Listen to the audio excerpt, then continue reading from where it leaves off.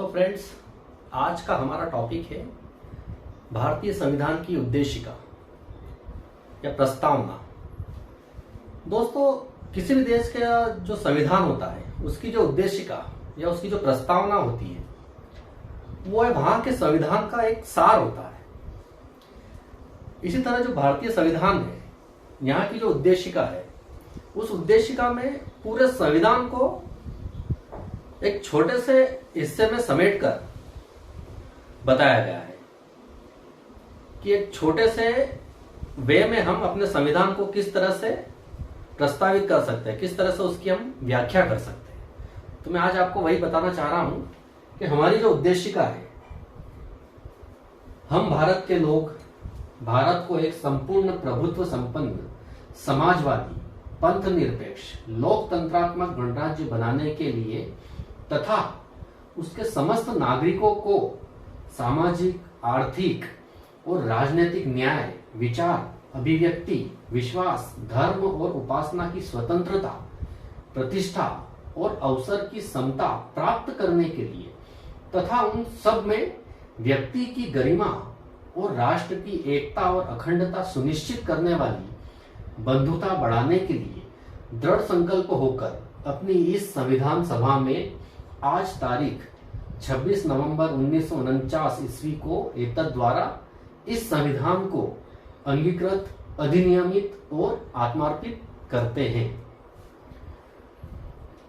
तो इस उद्देशिका को मैं एक शॉर्ट वे में आपको समझाना चाहूंगा कि इसके जो कुछ खास शब्द है, उन शब्दों का मतलब क्या है और यह हमें कैसे इस संविधान से परिचित कराते हैं। तो इसकी शुरुआत होती है हम भारत के लोग। ये जो शब्द है हम भारत के लोग, ये जब उद्देशिका बनाई जा रही थी तो पंडित जवाहरलाल नेहरू द्वारा दिया गया था। क्योंकि कोई भी संविधान रहता है, उसकी जो समस्त शक्ति रहती है वहां के लोगों में होती है।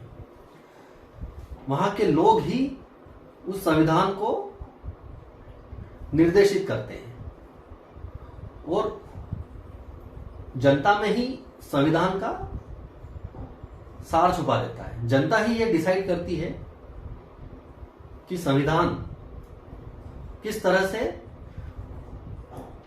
उनके उद्देश्यों की, उनके जीवन की रक्षा करेगा। तो हम भारत के लोग, जैसा कि मैंने बताया कि जवाहरलाल नेहरू द्वारा जब संविधान का निर्माण किया जा रहा था तो उन्होंने उद्देशिका का प्रस्ताव रखा था कि उद्देशिका होनी ही चाहिए और हम भारत के लोग, we the people of India, हमसे इसको शुरू किया। आगे है कि भारत को एक संपूर्ण प्रभुत्व संपन्न समाजवादी पंथ निरपेक्ष और लोकतंत्रात्मक गणराज्य बनाने के लिए, जैसा कि भाई 47 में देश आजाद हुआ था तो हम इंडिपेंडेंट हो गए थे, हम किसी के गुलाम नहीं रहे।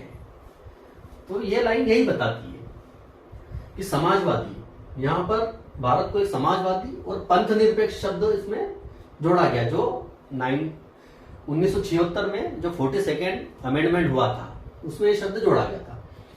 इस समाजवादी भारत को एक समाज के रूप में इसमें बताया गया है।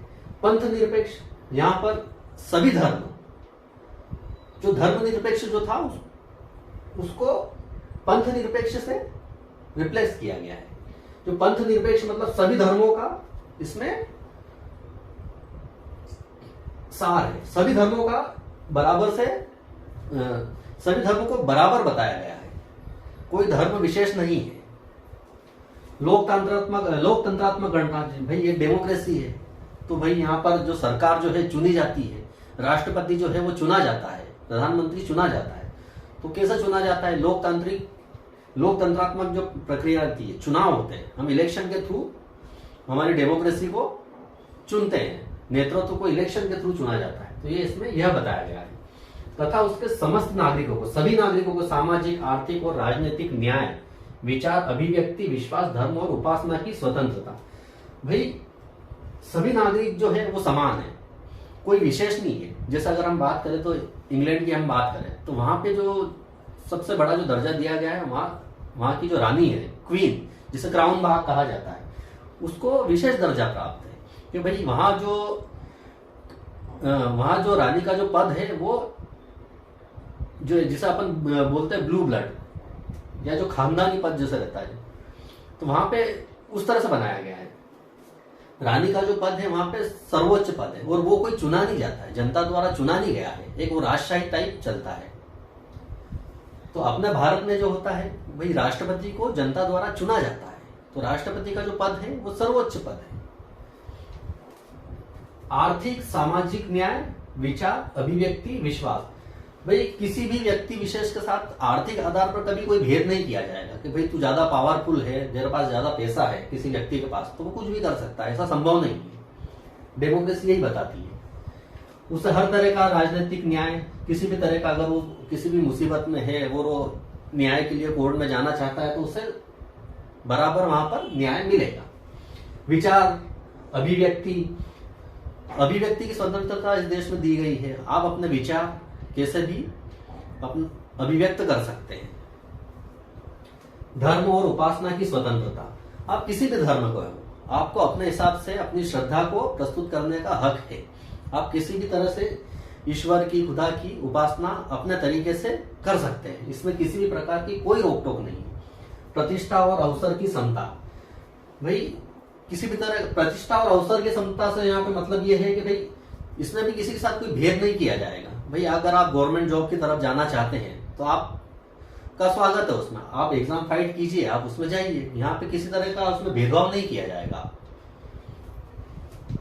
ठीक, समता प्राप्त करने की तथा उन सब में व्यक्ति की गरिमा और राष्ट्र की एकता और अखंडता, ये शब्द भी 42nd जो अमेंडमेंट हुआ था उसमें जोड़ा गया था, एकता और अखंडता।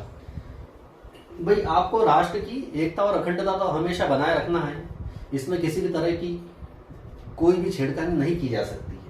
आपको राष्ट्र की एकता और अखंडता का हमेशा सम्मान करना है, ये इसमें बताया गया है। सुनिश्चित करने वाली, बंधुता बढ़ाने वाली। बंधुता बढ़ाने से मतलब है कि भाई भाईचारा, सबको मिलजुल कर रहना है, यहाँ कोई व्यक्ति विशेष नहीं है। भाईचारा से मतलब है स्त्री पुरुष सभी समान है, किसी को विशेष दर्जा प्राप्त नहीं है, सब मिलजुल कर रहेंगे, ये बताया गया है। बंधुता बढ़ाने के लिए दृढ़ संकल्प होकर अपनी इस संविधान सभा को आज तारीख 26 नवंबर 1949 ईस्वी को एतद द्वारा इस संविधान को अंगीकृत, अधिनियमित और आत्मार्पित करते हैं। तो 26 नवंबर 1949 को हमने संविधान को अपने अपनाया था। तो ये इसका दोस्तों, ये मैंने शॉर्ट में अपनी उद्देशिका के बारे में बताया है। तो आपको ये वीडियो कैसा लगा मुझे कमेंट्स बॉक्स में कमेंट्स कर जरूर बताइए और मेरे चैनल को सब्सक्राइब कीजिए, शेयर कीजिए। धन्यवाद।